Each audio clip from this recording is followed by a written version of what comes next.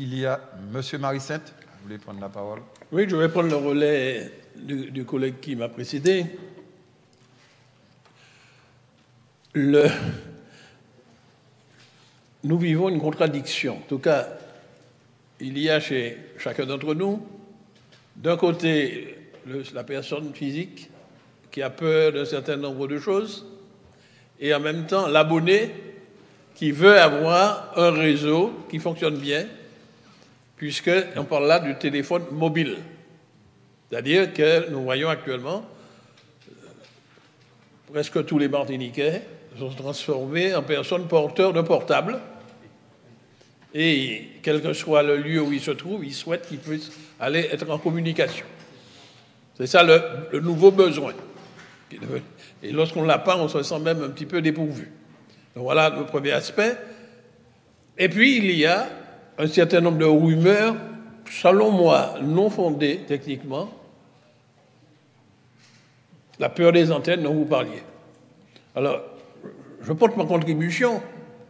Il faut que les usagers, les abonnés savent que s'ils veulent avoir un bon réseau, il faut qu'il y ait des antennes qui permettent au flux, au réseau de passer, aux ondes de passer. Il semblerait, en tout cas, moi je lis beaucoup de littérature technique et scientifique là-dessus, il semblerait que c'est inoffensif à la puissance où ces ondes sont émises. Je ne sais pas, il y a un certain nombre de personnes qui entretiennent l'idée que c'est dangereux. Il y a même donc des mobilisations là-dessus. Je pense qu'il faut que nous contribuions à diffuser la bonne information scientifique en se référant à des personnes qualifiées, des médecins, des physiciens, etc., pour dire exactement, c'est-à-dire donner une éducation scientifique à la population. Ça, c'est donc le premier aspect. Deuxièmement, dans ce domaine-là, nous n'avons pas beaucoup de pouvoir, nous donnons un avis. L'État a créé une autorité qui s'appelle l'ARCEP, qui est le gendarme un petit peu des ondes. Et c'est donc cette ARCEP qui distribue les fréquences en demandant aux opérateurs de prendre des engagements. Et ces opérateurs vendent ensuite un service à des abonnés. Alors, les abonnés veulent avoir le service le moins cher. Bonne qualité, le moins cher. Malheureusement, nous sommes dans un système libéral où les prix ne sont pas tous administrés. Et dans le système libéral dans lequel nous sommes, ceux qui l'ont mis en place disent que c'est par la concurrence qu'on va avoir les meilleurs prix. Mais pour cela, il ne faut pas qu'il y ait un monopole, voire un duopole. Or, on a laissé développer sur notre territoire. Il y a un opérateur qui se dit être l'opérateur historique. Bon, il a perdu le monopole. Quand il était tout seul, les tarifs étaient fixés par l'État. À partir du moment où c'est tombé dans le champ de la concurrence, c'est l'opérateur qui fixe son prix. Les prix n'étant pas administrés, ils sont libres. Et la seule manière de les réguler, c'est par la concurrence. Encore faut-il qu'il y ait davantage pour qu'il y ait une vraie concurrence. Or, nous ne sommes pas persuadés qu'il y a une vraie concurrence. Alors, on annonce des opérateurs qui doivent venir, on ne les voit pas venir. Mais on laisse en même temps se développer, se dérouler encore un monopole.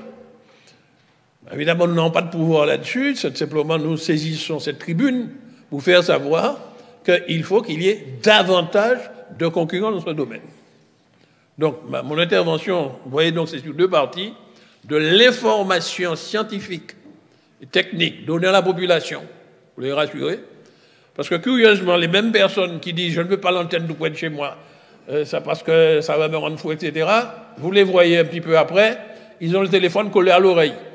Ils mettent même pas l'écouteur, ils doivent plus mettre un écouteur pour éloigner les ondes de leur cerveau, ben, ils l'ont collé à l'oreille.